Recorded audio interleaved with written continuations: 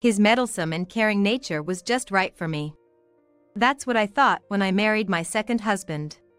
Yes, I had been married before, but I lost him too soon.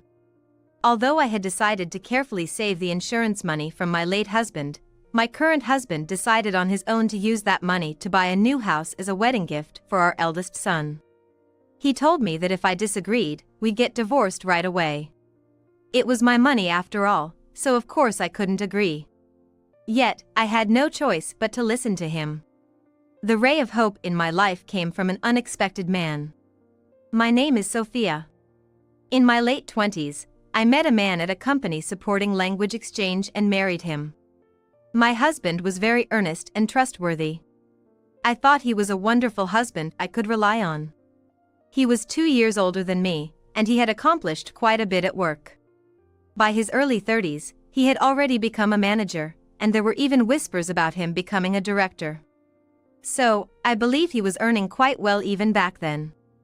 I supported my hard-working husband, never cutting corners with my household chores. We both wanted kids, and we planned to start trying when his job became a bit less hectic.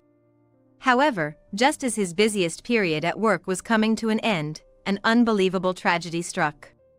I got news that my beloved husband had collapsed suddenly in his office.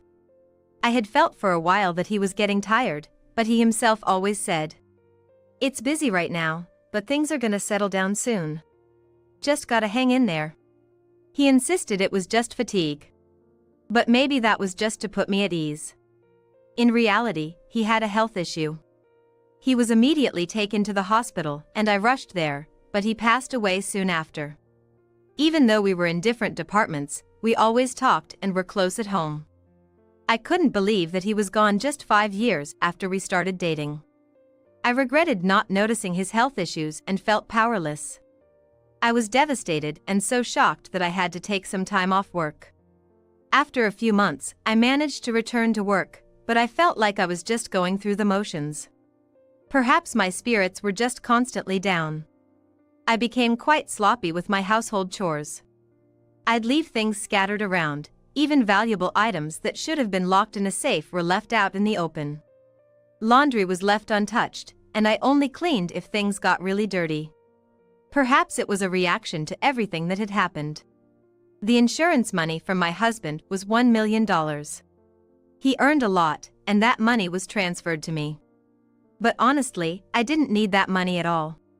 All I could think about was wanting him to come back to life. I've been able to keep working just to stay alive, but I felt that if I stayed this way, I'd never meet anyone again. But then, a man who brought light into my life appeared.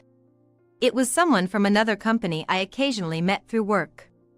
That man, named Robert, was always genuinely concerned about me. Every time we met, he'd go so far as to ask, "What did you eat today? You have to eat properly, you know. If you're up for it, let's go for a delicious steak sometime. You need to keep your strength up. Let me know when you're free. I'd like to make it happen as soon as possible."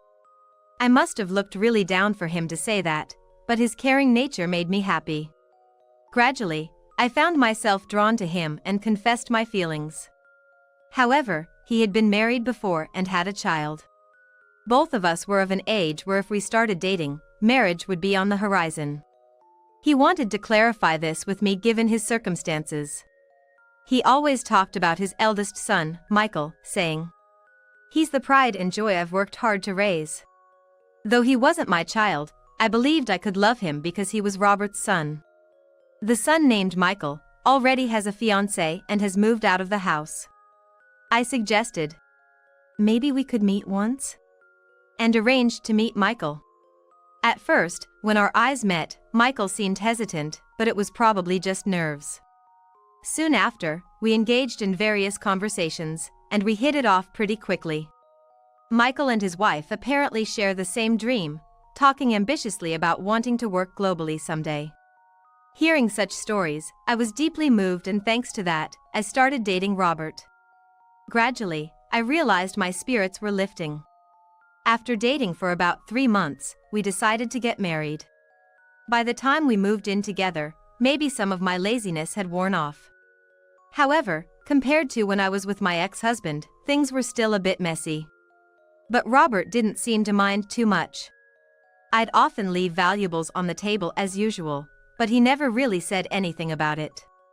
I felt like I was having a comfortable time, but that feeling didn't last long. On the contrary, due to my lingering carelessness, I ended up facing some serious troubles. Even after getting married, Robert's overly meddlesome nature continued. However, at some point, this trait began to feel burdensome to me. Robert wouldn't usually comment on the minor messiness in household chores, but he would sometimes come home saying, "Hey, Sophia. I bought some cakes today. Make sure to eat a lot.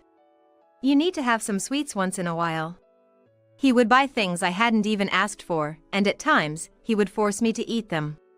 On bad days, he would bring home cheap-looking purses and say, "I thought this would suit you, Sophia.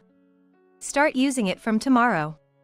To be frank, I don't think it suits me at all. The style is questionable, and it's not even the shape I prefer.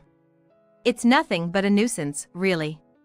However, he certainly made me feel like he was doing me a big favor. I'd always gratefully accepted his gestures, and now I felt trapped, unable to refuse his help. However, as this pattern continued, I started to feel more and more stressed. And then, for the first time, probably ever, I confronted him. It was when he brought home some sort of gourmet delicacy, claiming it was for my sake, even though I wasn't really fond of it. He was quite pushy about it, saying, "Sophia, you should try this and develop a taste for alcohol. Life's more fun when you enjoy a drink. You've got to appreciate flavors like this to truly savor alcohol." I finally snapped back. "You know, you don't have to go out of your way for me. I didn't even ask for this."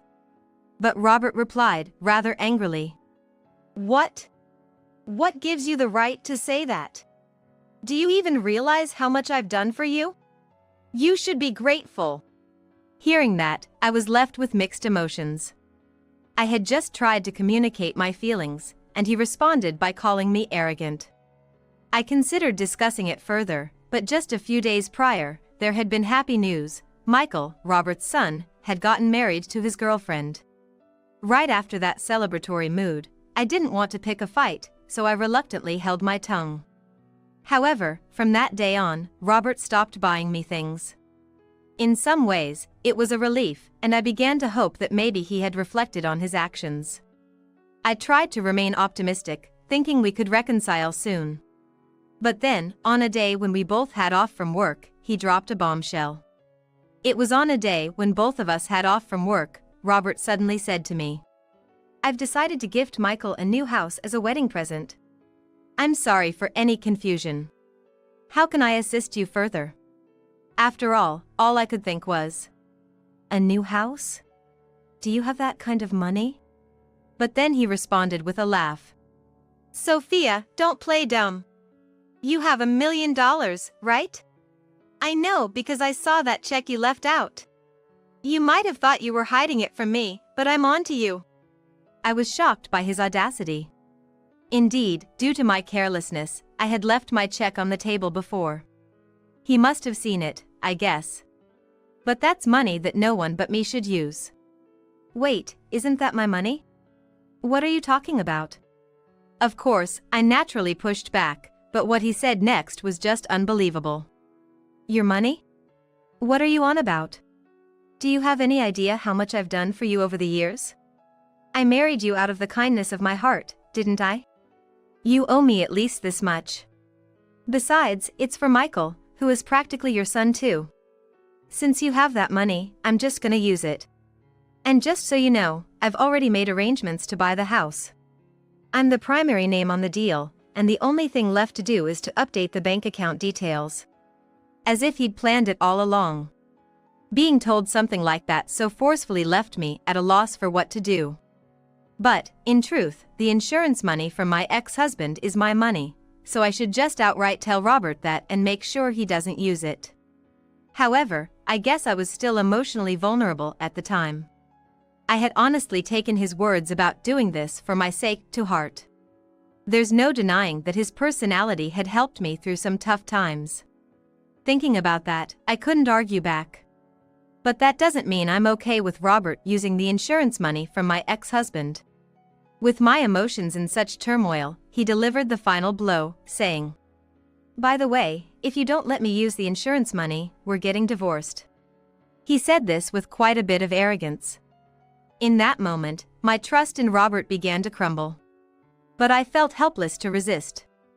Naturally, Michael and his wife would be thrilled with such news, so I felt like I had no allies left. Given the circumstances, I found myself wondering if I just had to resign to the fact that the $1 million had become his. With these thoughts, I gave no reply and just went to bed that night.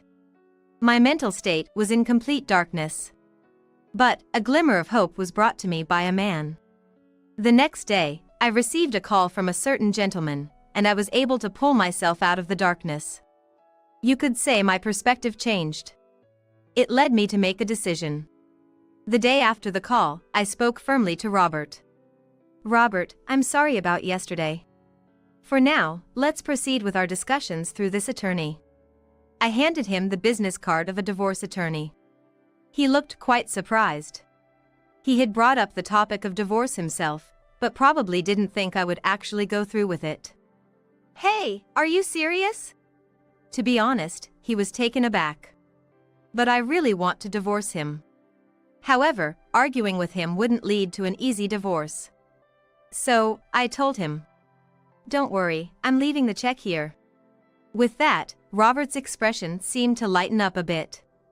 But he probably never expected that I'd go to such lengths to ask for a divorce.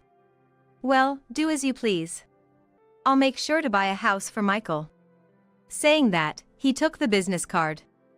I started preparing to move out. The next day, I left the house. Still, Robert probably thinks I'll come back soon, and he's probably filled with pride, thinking he's doing Michael a favor by buying him a house. But that's never gonna happen. Robert really doesn't get it, I thought, chuckling to myself. It was just a week after I left the house. I got a call from a certain lady. It was from a woman, none other than Robert's ex-wife and Michael's real mother. "Sophia, right? Nice to meet you. I'm Juliana, Michael's biological mother and Robert's ex-wife." I was shocked. Why would Robert's ex-wife suddenly call? I wondered if she had some grudge against me. But no, she actually had an interesting story to share. "It seems Robert's in a tight spot." Starting with those words, she explained to me the reason she decided to call. Apparently, Robert, despite signing a contract for a new house for Michael and his wife, hit the reality that he couldn't afford it. "What happened? Where's the check? Where's Sophia?" Robert was in full-blown panic. I suppose that makes sense. I currently have the check. Sure, I did tell Robert I'd leave the check, but I never mentioned it was my check. All he needs to think is that I meant to leave Robert's own check behind.